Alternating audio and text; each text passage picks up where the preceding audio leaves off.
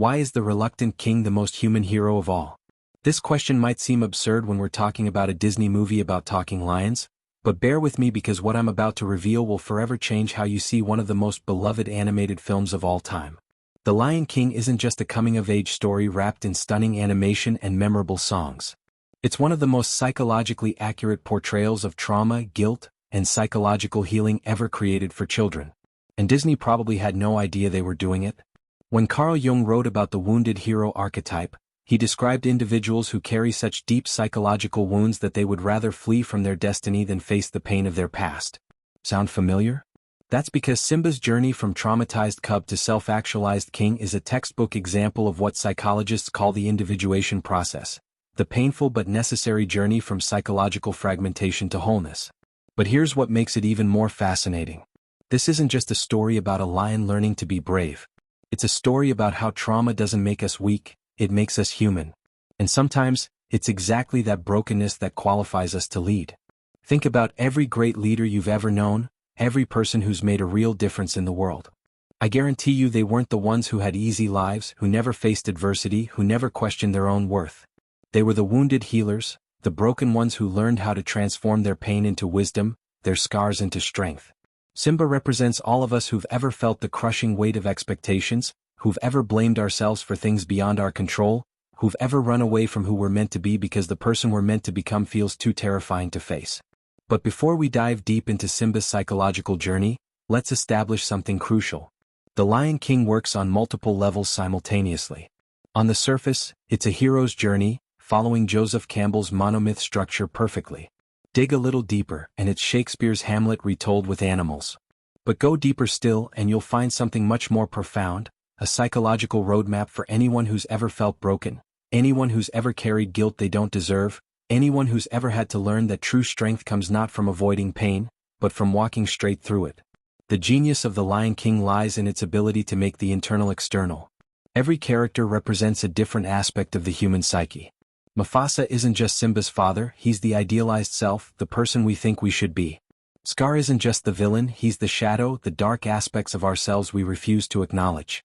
Timon and Pumbaa aren't just comic relief, they're the ego's defense mechanisms, the parts of us that would rather distract ourselves with pleasure than face difficult truths. And Rafiki? He's the wise sage, the part of us that knows healing is possible but also knows it's going to hurt like hell. When we first meet young Simba, he's already carrying an impossible burden. He's not just any lion cub, he's the future king, the one destined to maintain the balance of the Pride Lands. But here's what's subtle and brilliant about the opening. Simba doesn't want to be king because he loves power. He wants to be king because he loves his father.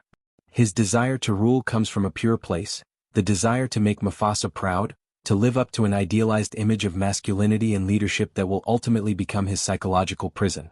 This is where the psychological complexity begins, and it's more sophisticated than most adult dramas. Simba's relationship with his father isn't just loving, it's reverent to the point of being psychologically unhealthy. Mufasa, despite being a genuinely good father, represents perfection in Simba's mind. He's strong, wise, respected, never seems to doubt himself, never shows vulnerability. This creates what psychologists call an impossible ego ideal, a version of ourselves that's so perfect it's actually toxic because it's completely unattainable. Simba doesn't just want to be like his father, he wants to be his father. And this sets up the psychological catastrophe that's about to unfold.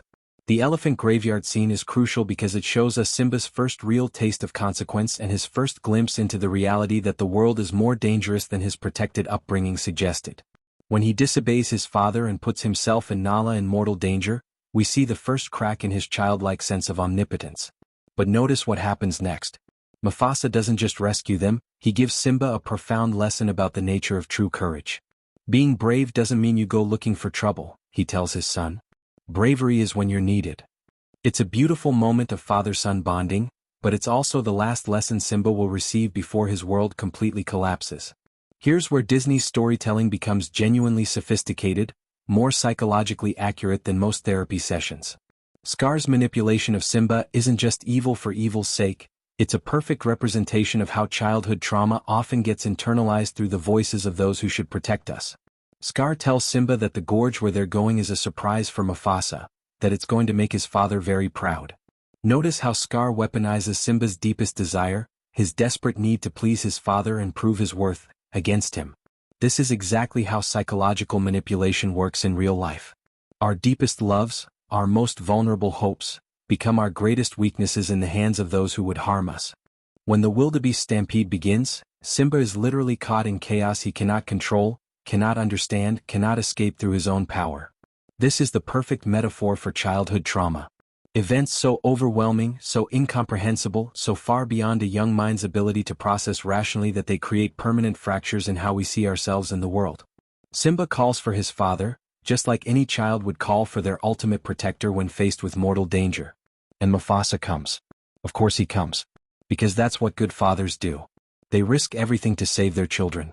But then comes the moment that changes everything, the moment that transforms a coming-of-age story into a psychological masterpiece. Mufasa's death isn't just the loss of a parent, it's the complete destruction of Simba's entire worldview. In one horrific moment, every assumption he's made about safety, about protection, about his father's invincibility, crumbles into dust. The strongest person he knew, the one who always came to his rescue, the one who seemed to have all the answers, is gone. And worse, infinitely worse, Simba believes with every fiber of his being that it's his fault. This is where we need to pause and really understand what's happening psychologically, because this moment is the key to everything that follows. Childhood trauma doesn't just create sadness or fear, it creates a fundamental disruption in how we understand causation, responsibility, and our place in the universe. When children experience events they cannot control or understand, they often develop what psychologists call survivor's guilt or magical thinking. They blame themselves for things that were never their responsibility because blaming themselves feels psychologically safer than accepting that bad things can happen randomly, that the adults they depend on can't actually protect them from everything, that the universe is fundamentally chaotic and unpredictable. If it's their fault, then theoretically they have some control. If they can just be better, stronger, more careful, more worthy, then maybe they can prevent future tragedies. It's a desperate attempt by the young mind to maintain some sense of agency in a world that has just proven itself to be utterly beyond their control. This is why Simba's guilt isn't rational, it's protective. His psyche would rather carry the unbearable weight of responsibility than accept the even more unbearable truth of his own powerlessness.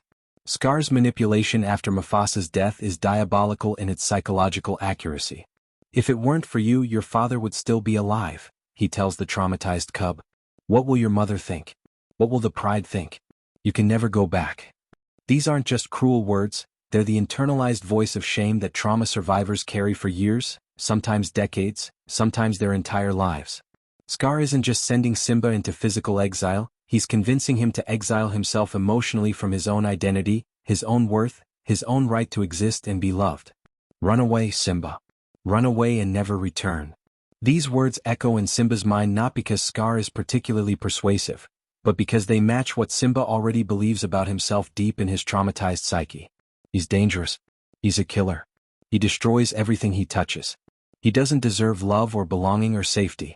He certainly doesn't deserve to be king. This is the birth of what psychologists call the wounded child, the part of us that carries shame so deep and so fundamental that we believe we're not just flawed, but fundamentally toxic to everyone around us. The transition to Simba's adolescence is where the Lion King becomes even more psychologically sophisticated than most adult dramas about trauma and recovery. When we next see Simba, he's no longer the eager, confident cub who couldn't wait to be king and make his father proud. He's a teenager who's constructed an entirely new identity based on avoidance, denial, and emotional numbing. He's learned to survive by not feeling too deeply, by not remembering too clearly, by not hoping too desperately for anything that might hurt him again. Enter Timon and Pumbaa, and with them, the philosophy of Hakuna Matata. It means no worries for the rest of your days. On the surface, this seems like a positive, even healthy philosophy. Don't worry about things you can't control. Live in the present moment. Find joy in simple pleasures. Let go of the past. These are actually legitimate therapeutic principles. But psychologically, the way Simba applies Hakuna Matata represents something much more complex and ultimately destructive. It's a sophisticated form of emotional numbing, a way to avoid dealing with unresolved trauma by pretending it doesn't exist, doesn't matter, doesn't affect him anymore. Timon and Pumbaa aren't evil characters, and that's what makes their role in Simba's psychological journey so interesting. They're genuinely caring friends who want to help Simba feel better, who offer him acceptance and belonging when he believes he deserves neither. But they represent what happens when we try to heal trauma through avoidance rather than integration, through distraction rather than processing. They teach Simba to survive his pain but not to heal from it. They show him how to function despite his wounds, but not how to actually address the underlying psychological damage. It's the emotional equivalent of taking powerful painkillers for a broken bone instead of setting it properly and allowing it to heal. The pain goes away temporarily, the person can function and even feel good, but the underlying damage remains, and eventually the compensation patterns create their own problems. Hakuna Matata allows Simba to laugh again, to form friendships again, to experience pleasure and spontaneity again, all of which are important steps in trauma recovery. But it also prevents him from ever truly grieving his father, processing his guilt, or reclaiming his authentic identity. Watch how adult Simba moves through the world during his Hakuna Matata years. He's mastered the art of emotional disconnection disguised as carefree living. He can laugh, he can play, he can even form deep friendships, but there's always a wall between him and anything that might trigger his deeper pain. He's learned to live in a perpetual state of emotional adolescence, avoiding responsibility not because he's lazy or selfish, but because responsibility represents everything he's trying to forget. Leadership reminds him of kingship. Kingship reminds him of his father. His father reminds him of the gorge. The gorge reminds him that he's a killer who doesn't deserve good things. This is where the psychology gets really interesting, and where Disney accidentally created one of the most accurate portrayals of trauma adaptation ever put on screen. Simba's avoidance isn't weakness, and it's not moral failing. It's actually a highly sophisticated psychological survival mechanism. His unconscious mind has made a calculated decision that forgetting is safer than remembering, that running is safer than fighting, that being nobody special is safer than being somebody who might fail catastrophically again. He's not broken, he's adapted. But adaptation to trauma, while necessary for immediate survival, isn't the same thing as healing. And it's certainly not the same thing as thriving. The Hakuna Matata years represent what psychologists call the latency period in trauma recovery. It's the time when the wounded person learns to function in the world again, builds new relationships, finds ways to experience pleasure and connection despite their underlying wounds. It's a necessary and valuable stage, but it's not meant to be permanent. It's the pause before the real work begins, the gathering of strength before the journey into healing can commence. Simba needed these years to develop the psychological resources necessary for what comes next. And then Nala arrives, and with her, the inevitable return of everything Simba has been running from for his entire adult life. Notice the psychological brilliance of this reunion scene. Nala doesn't just represent Simba's past, she represents his unlived future, the path he abandoned when trauma convinced him he was unworthy of his destiny. She's everything he was meant to be but chose not to become. Confident, connected to her identity, ready to fight for what matters, unashamed of her strength and her right to lead. When she looks at him, she doesn't see the carefree creature he's pretended to be for years. She doesn't buy into his carefully constructed false identity. She sees through the mask to the king he was always meant to become, and that recognition is both healing and terrifying for Simba. Healing because it means someone still sees his true worth. Terrifying because it threatens to shatter the psychological defenses that have kept him safe. You have to take your place in the circle of life, Nala tells him, and it's not just about political responsibility. It's about psychological integration, about stopping the running and starting the healing, about reclaiming the parts of himself he abandoned in that gorge years ago.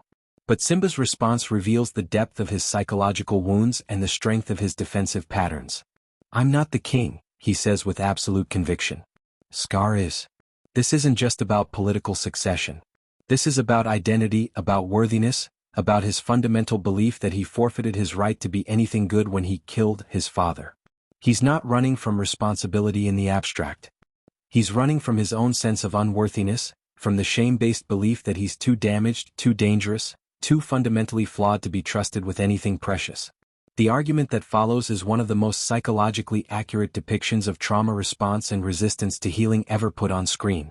When Nala pushes Simba to return home, to face his past, to reclaim his identity and step into his power, watch how his defenses activate in perfect sequence.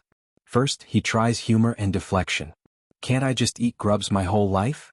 It's a desperate attempt to maintain the light-hearted mask that's protected him for years.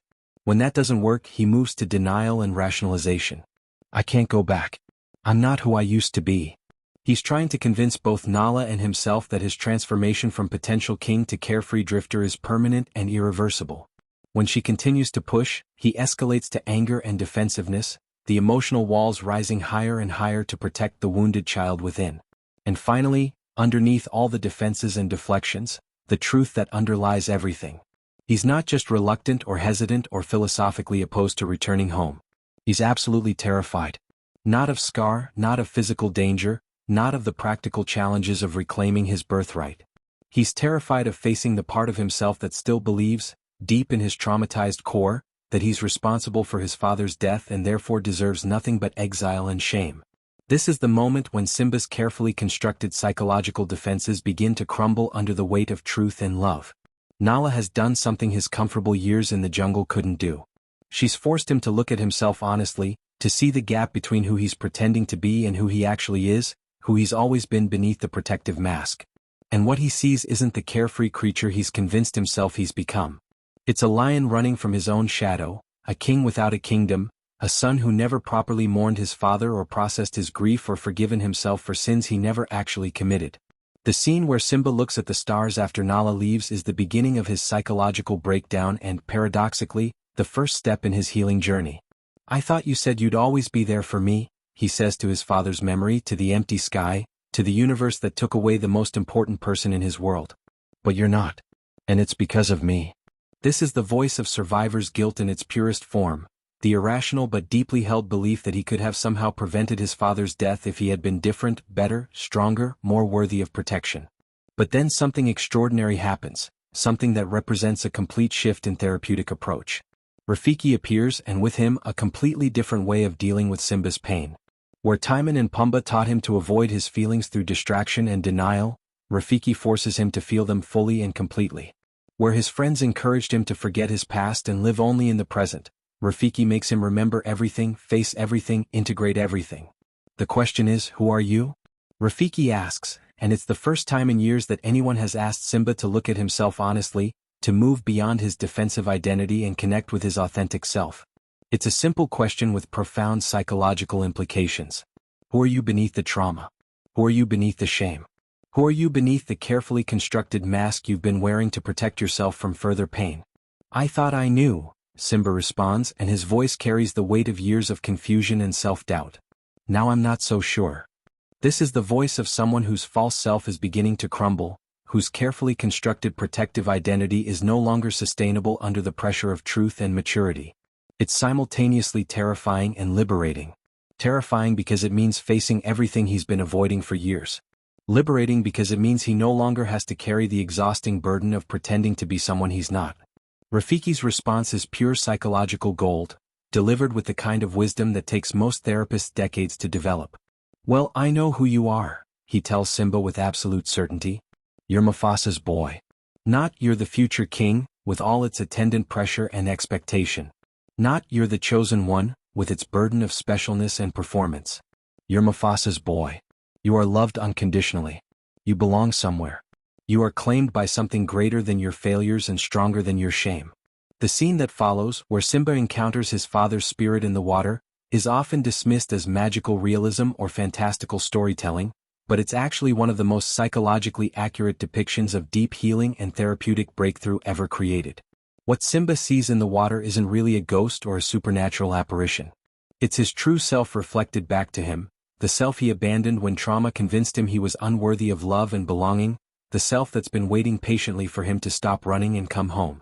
"You have forgotten who you are," Mufasa's spirit tells him, and this is the voice of the integrated self, the healed self, the self that remembers its inherent worth despite all evidence to the contrary. "Remember who you are. You are my son and the one true king." Notice what's happening here psychologically. Mufasa doesn't shame Simba for running away or lecture him about duty and responsibility. He doesn't minimize his pain or tell him to get over it. He reminds him of his identity, not as king with all its external expectations, but as beloved son with all its unconditional acceptance. The healing doesn't come from external validation or achievement. It comes from internal recognition, from remembering what was always true but got lost in the trauma.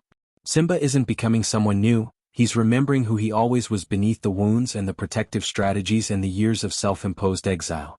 This is how real psychological healing works. We don't become different people, we remember our true selves. "You live in me," Mufasa says, and this is the key to understanding the entire psychological journey. Simba hasn't lost his father, not really. What he lost was his connection to the part of himself that his father represented. The strong part, the wise part, the confident part, the part that believes he deserves love and belonging and the right to take up space in the world. That part isn't gone, it's just been buried under years of shame and self-protection and trauma-based beliefs about his own unworthiness. This is where Rafiki delivers one of the most profound psychological truths ever spoken in a children's movie, disguised as simple wisdom but containing depths that most adults spend years in therapy trying to understand. "It is time," he tells Simba, tapping him with his staff. Not "you should," with its implication of moral obligation. Not "you must," with its undertone of external pressure. Simply, it is time. Healing can't be forced, it can't be rushed, it can't be demanded or commanded or manipulated into existence. But when the time is right, when the false self has served its protective purpose and is no longer sustainable, when the person has developed enough inner resources to handle the truth, then healing becomes not just possible but inevitable. The journey back to Pride Rock isn't just a physical journey across the African landscape. It's a psychological journey back to himself, back to his authentic identity, back to the parts of his nature he abandoned when trauma convinced him they were too dangerous to express. With every step, Simba is reclaiming aspects of himself he left behind in that gorge all those years ago. His confidence, his sense of purpose, his belief that he deserves to exist and to lead and to love and be loved in return. But notice something crucial about his return. He's not going back as the same naive cub who left. He's not trying to pretend the years of exile never happened or that he can simply pick up where he left off before the trauma. He's returning as someone who's been broken and learned how to heal, someone who's faced his deepest shadows and learned how to integrate them into a more complete sense of self. He's returning not as perfect prince but as wounded healer, and that makes all the difference. When Simba arrives at Pride Rock, what he finds is a wasteland, a kingdom transformed by unhealed trauma and shadow projection into something barely recognizable. The Pride lands under Scar's rule have become exactly what happens when leadership comes from woundedness rather than healing, from shadow rather than integration, from unprocessed trauma rather than conscious transformation. The land is barren, the animals are gone, the pride is struggling to survive. This is what happens when the wounded child tries to rule instead of heal. Scar represents everything Simba could have become if he'd stayed trapped in his trauma-based identity, bitter and destructive, ruling through fear and manipulation rather than love and wisdom. He's what happens when someone who's been deeply hurt decides that the world owes them something, that their pain gives them the right to hurt others, that power is something to be hoarded rather than shared. He's the shadow side of the wounded hero, the path not taken but always possible. The confrontation with Scar is the psychological climax of the entire story, the moment when all of Simba's healing and growth gets put to the ultimate test. When Scar forces Simba to confess his guilt in front of the entire pride, tell them who is responsible for Mufasa's death, he's not just trying to humiliate Simba politically or consolidate his own power.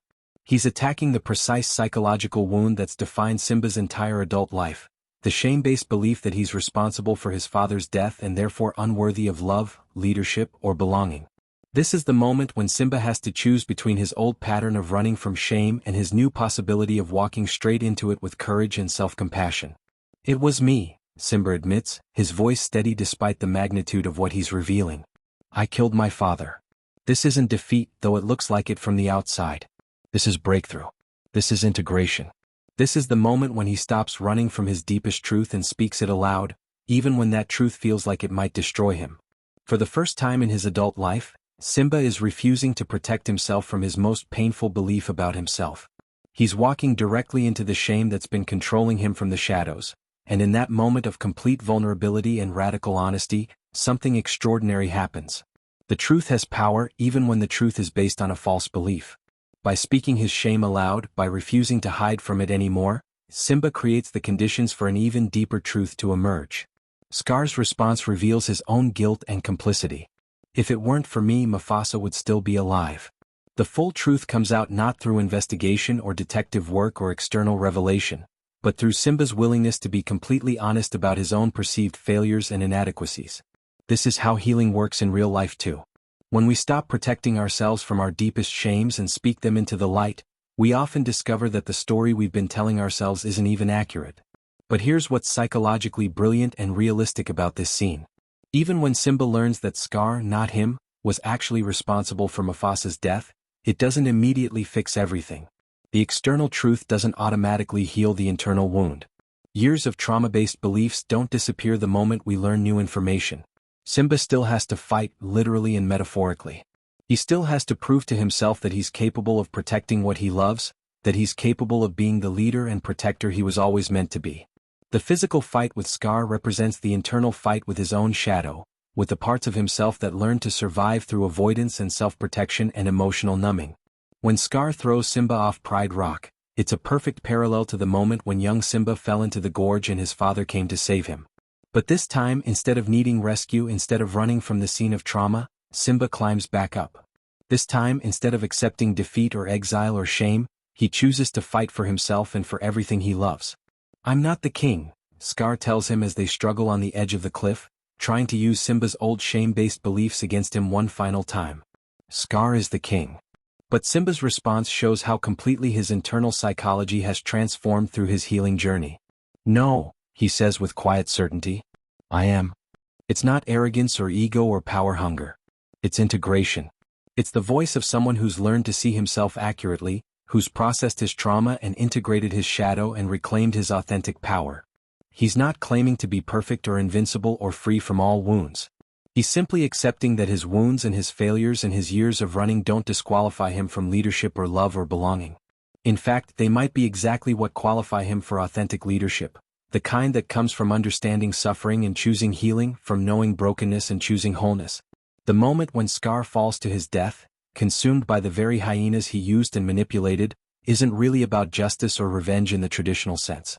It's about Simba finally refusing to be controlled by the internalized voice of shame and self-destruction. Scar doesn't die because he's evil in some abstract sense.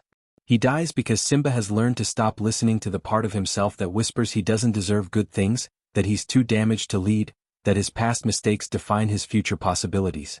The film ends with Simba taking his rightful place as king and the presentation of his own cub to the assembled animals of the Pride Lands. But notice what's different about Simba as a leader compared to who he might have been if he'd never experienced trauma, never gone into exile, never had to do the hard work of healing and integration. He's not the eager, confident cub who couldn't wait to rule and show everyone how strong he was. He's not a carbon copy of his father, trying to maintain an image of invincibility and perfect wisdom. He's something else entirely, something more complex and more authentic.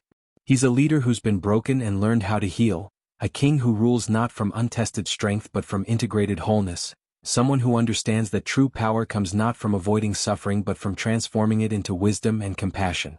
He's learned that the very experiences that seemed to disqualify him from leadership actually prepared him for a deeper, more authentic kind of reign. This is the ultimate message of The Lion King, and it's one that resonates so deeply across cultures and generations because it speaks to something universal in the human experience. We are all wounded healers walking around in various stages of healing and integration.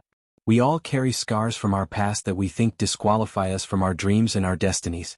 We all have voices in our heads, internalized from our worst moments and our deepest shames, that tell us we're not good enough, not strong enough, not worthy enough to claim our place in the world and step into our full power.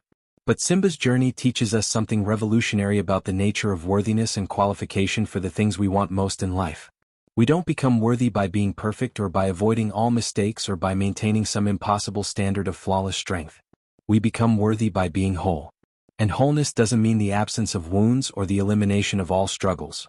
Wholeness means the integration of our light and shadow, our strength and vulnerability, our successes and failures into a coherent sense of self that can hold it all without breaking. It means learning to see our scars not as evidence of our weakness or proof of our unworthiness, but as testimony to our resilience and strength.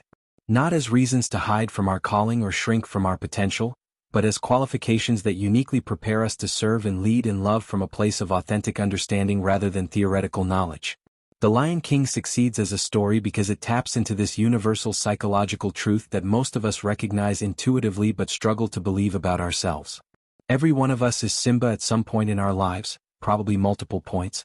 Every one of us has experienced loss that feels too big to bear, guilt that feels too heavy to carry, shame that whispers we don't deserve happiness or success or love or the fulfillment of our deepest dreams. And every one of us faces the same fundamental choice that Simba faced throughout his journey. We can spend our lives running from our wounds, avoiding anything that might trigger our deepest pain, constructing elaborate defense mechanisms and false identities to protect ourselves from further hurt.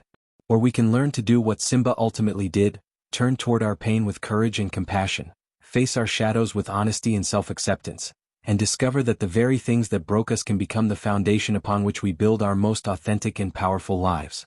The wounded hero archetype that Simba embodies isn't just a storytelling device or a psychological concept. It's a lived reality for anyone who's ever been deeply hurt and had to find their way back to themselves, back to their power, back to their capacity for joy and love and meaningful contribution to the world. The journey from woundedness to wholeness, when it's undertaken with consciousness and courage and support, creates a depth of wisdom and compassion and authentic strength that simply cannot be achieved any other way. This is why the reluctant king is the most human hero. Because reluctance, in this context, isn't really about not wanting power or responsibility. It's about not believing we deserve it, not trusting ourselves with it, not feeling qualified for it because we've seen our own capacity for failure and mistake and unintended harm. The reluctant king is reluctant not because he doesn't care, but because he cares so much that he's terrified of causing more damage. But that's exactly what makes him the right person for the job. Someone who understands the weight of leadership because he's felt the consequences of abdicated responsibility. Someone who approaches power with humility because he knows how easily it can be misused. Someone who leads with compassion because he's needed it desperately himself. Think about the leaders you most admire throughout history, the people who've made the biggest positive difference in the world, the teachers and mentors and guides who've most influenced your own growth and healing. I'm willing to bet they're not the people who've had easy, uncomplicated lives free from struggle and pain. They're the people who've been through their own version of the gorge, their own exile in the wilderness, their own journey from trauma to integration, from woundedness to wholeness. They're the ones who've learned to transform their pain into purpose, their struggles into strength, their wounds into wisdom that can help others navigate similar challenges. They're the wounded healers who've done their own work and can therefore hold space for others to do theirs. They're the reluctant kings and queens who understand that true leadership isn't about being the strongest or smartest or most charismatic person in the room. It's about being the person who's willing to feel deeply, heal authentically, and serve from a place of integrated wholeness rather than defensive perfectionism. This is why The Lion King endures as more than just entertainment. It's not simply a movie about a lion learning to be king or even about good triumphing over evil in some abstract sense. It's a movie about all of us learning to reclaim the parts of ourselves we've abandoned due to trauma or shame or fear. It's about facing the truths we've been running from, feeling the feelings we've been avoiding, and accepting that our greatest strengths often emerge from our deepest struggles. The circle of life that opens and closes the film isn't just about the biological cycle of birth and death and renewal that governs the natural world. It's about the psychological cycle of wounding and healing, of losing ourselves and finding ourselves again, of discovering that breakdown often precedes breakthrough, that our darkest nights of the soul often give birth to our brightest dawns. It's about understanding that the very experiences that seem to destroy us can become the raw material for our greatest transformation, that our scars can become our credentials, that our struggles can become our superpowers when we learn to integrate them consciously rather than simply survive them unconsciously. Simba's story is ultimately our story, all of our stories. His journey from wounded child to integrated adult, from traumatized exile to authentic king, is the journey we're all called to make at some point in our lives. Not the journey to perfection, which is impossible and ultimately dehumanizing, but the journey to wholeness, which is challenging but absolutely achievable with the right support and commitment to our own healing. It's not the journey to invincibility, which would leave us disconnected from our own humanity and unable to relate to the struggles of others. It's the journey to integration, to learning how to hold both our light and our shadow, our strength and our vulnerability, our successes and our failures as part of one coherent, authentic self. It's not the journey to some external idea of kingship based on power over others, but the journey to true leadership based on power with others, influence earned through authenticity rather than authority imposed through fear or manipulation. And perhaps most importantly, it's the journey from seeing our wounds as evidence of our unworthiness to seeing them as proof of our resilience, from viewing our struggles as disqualifications to recognizing them as unique qualifications for the specific kind of healing and leadership the world needs from us. Because here's the thing that Simba's story teaches us so beautifully: the world doesn't need more perfect leaders who've never failed or struggled or doubted themselves. The world needs more whole leaders who've done their own healing work and can therefore create space for others to do theirs.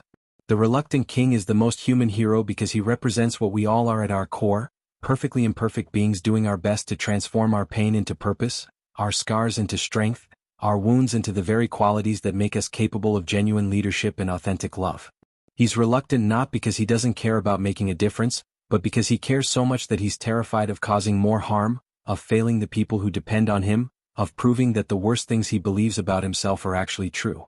But that very reluctance, that deep awareness of his own capacity for failure and mistake, is exactly what makes him trustworthy with power. Someone who approaches leadership with humility and self-awareness, who understands the weight of responsibility because he's felt the consequences of avoiding it, who leads with compassion because he's desperately needed it himself. Someone who's learned that true strength comes not from never falling down, but from learning how to get back up, dust yourself off and keep moving forward even when you're scared and uncertain and carrying the weight of your own imperfections. The magic of The Lion King lies in its ability to disguise this profound psychological truth as a simple story about talking animals, making it accessible to children while containing depths that adults can spend years exploring and understanding. It doesn't just entertain us with beautiful animation and memorable songs, though it does that brilliantly. It reminds us of who we really are beneath all the protective masks and defensive strategies we've developed to survive in a world that often feels hostile to our authentic selves. It reminds us that we are more than our worst moments, more than our biggest mistakes, more than our deepest wounds. We are also our capacity for growth, our potential for healing, our ability to transform pain into wisdom and struggle into strength. We are both the cub who runs away in terror and the adult who finds the courage to return home. We are both the exile who builds a new life in the wilderness and the king who reclaims his throne with hard-won wisdom and compassion. We are the hero of our own story, even when that story includes chapters of failure and struggle and seemingly insurmountable obstacles. Our story is not finished yet, no matter how old we are or how many mistakes we've made or how many times we've lost our way. The crown is still waiting for us to claim it, not the external crown of worldly success or recognition, but the internal crown of self-acceptance and authentic power and the deep knowing that we belong in this world and have something unique and valuable to contribute to it. The kingdom needs us, not despite our wounds but because of how we've learned to heal them, not in spite of our struggles but because of the wisdom we've gained by walking through them with consciousness and courage. We are exactly the leader, the healer, the teacher, the friend, the parent, the partner that someone else needs us to be, and our qualifications come not from our perfection but from our willingness to do our own work, face our own shadows, and transform our own pain into a source of strength and service for others. That's the true magic of The Lion King, and perhaps the most healing message any story could ever offer us. It doesn't just entertain us for 90 minutes and send us back to our lives unchanged. It reminds us of the hero's journey we're all on, the healing that's always possible, the crown that's always waiting for us to find the courage to claim it. It reminds us that we are more powerful than we know, more resilient than we believe, and more worthy of love and belonging and the fulfillment of our deepest dreams than our wounded inner child has ever dared to hope. Remember who you are. You are more than your trauma. You are more than your mistakes. You are more than your fears and your doubts and your moments of weakness. You are the sum total of your entire journey, including both the falls and the rises, both the exile and the return home, both the wounding and the healing. You are the reluctant king of your own life, and the world is waiting for you to stop running from your destiny and start embracing it with all the beautiful, broken, brave authenticity that makes you uniquely qualified to make the difference only you can make. The circle of life continues, and you are an irreplaceable part of it. Your story matters. Your healing matters. Your willingness to transform your wounds into wisdom matters more than you could ever know. The pride lands of your own life are waiting for their true king or queen to return home and claim their throne. And that person, with all their scars and struggles and hard-won wisdom, is you. That's the gift of The Lion King. It doesn't just show us a story about someone else's healing journey. It shows us the map for our own. And every time we watch it, every time we remember who we really are beneath all the protective layers we've built around our hearts, we take another step on that journey from exile to integration, from woundedness to wholeness, from the frightened child who runs away to the courageous adult who comes home to themselves at last.